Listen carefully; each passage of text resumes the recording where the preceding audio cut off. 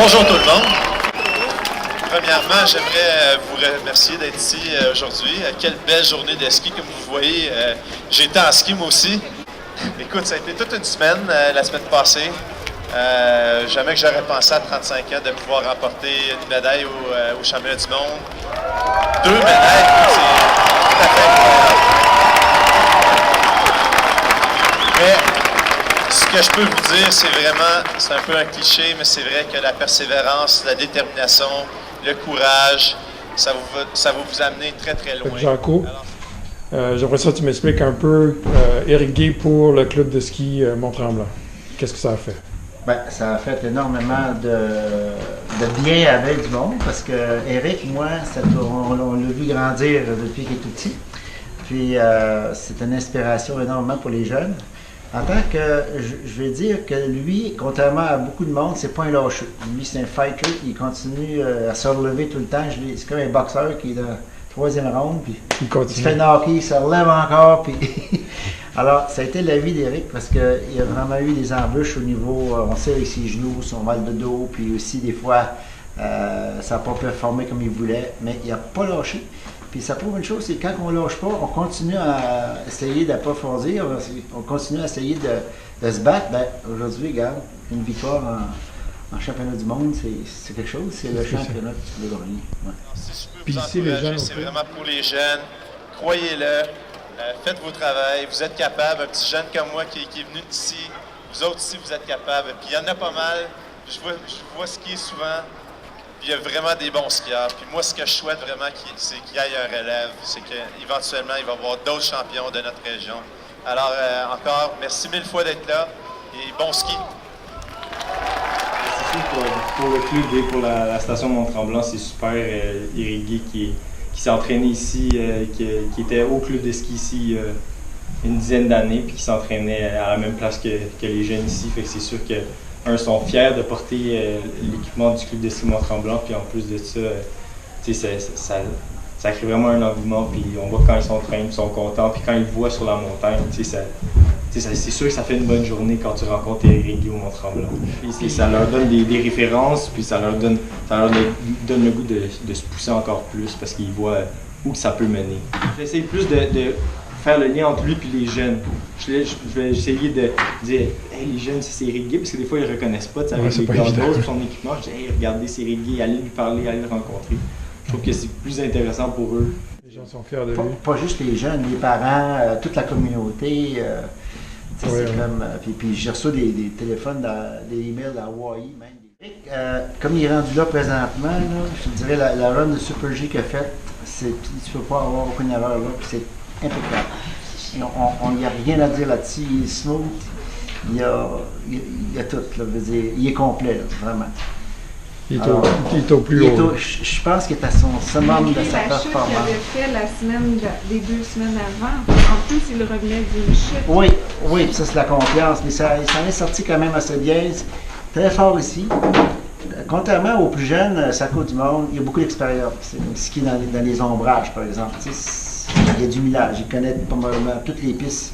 Il les a faites plusieurs fois, il y a des entraînements. Fait que là, c'est tout ça qui fait qu'il coche peut-être un peu plus haut. Là, dans la confiance. Puis aussi, c'est que son corps, maintenant, il est bien dedans. Avant, il avait peur de se blesser, il manque de confiance au niveau des genoux, du bas du dos, tout ça. Puis là, ben, c'est ça qui fait que c'est la différence. Qui pousse la plus loin la limite de sa performance. Oui, mais toujours, je dirais qu'il pousse sa limite, mais après avoir parlé avec lui hier aussi, c'est que il pousse, mais intelligemment, puis il ne va pas essayer de prendre des risques comme pour se stropper encore.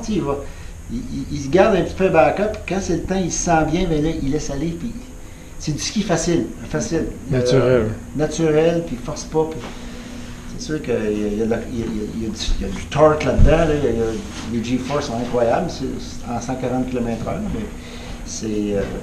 Et c'est le plus vieux qui a remporté le titre à Super G, champion du monde. Ouais. Ça aussi, ça parle dans le sens qu'il n'y a pas de limite d'âge si on est en bonne forme physique. Et de plus en plus, on voit que la limite d'âge monte.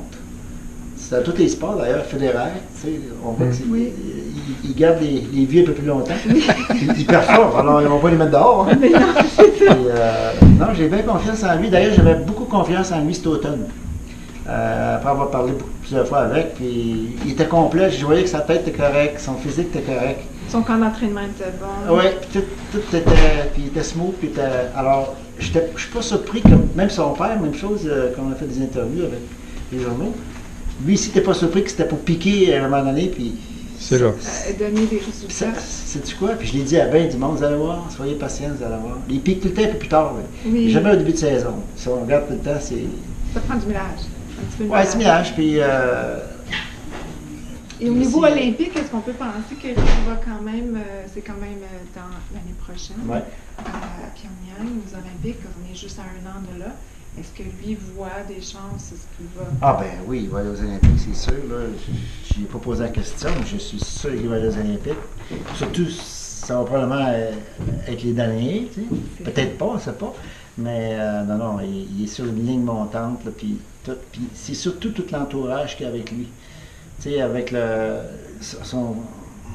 tout le monde qui a participé à sa carrière, même il a reculé loin dans le temps, les entraîneurs qui étaient ici à Tremblant, qui l'ont aidé, tu sais, au Nancy Green jusqu'à... C'est tous vous autres, c'est tout le monde qui ont...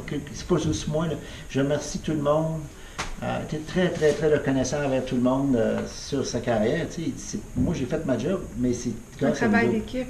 Travail d'équipe. Un gros travail d'équipe. Là, il y a besoin... Là, c'est le moral qui est...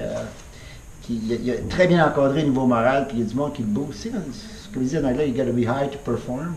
Et que là, le matin, il est high, il est là. Il va performer parce qu'il est bien soutenu, puis il est bien encadré, puis encore là, avec une victoire comme ça, ça met du gaz sur le feu, puis... Ça continue. J'ai bien hâte d'avoir les deux autres courses qui restent. Oui. Mais je ne suis pas surpris, mais il ne faut pas mettre de pression. Non, parce que là, il a un gros fardeau sur ses épaules, parce que tout le monde va... Tu sais, on veut tout le temps... Il va avoir des attentes. Ben c'est sûr. Bon, il a gagné, il est top, il est à la top de sa pointe du iceberg. Il ne faut pas penser comme ça, parce que c'est tough, là. Là, ça vient un niveau de jeu. Un gros sac à dos à porter, là, puis avec bien des... Mais c'est ça. Ben, merci beaucoup, Jacques. Ça fait plaisir. Merci beaucoup. All right. Et bonne saison. Merci. J'ai su du temps de proche. Ça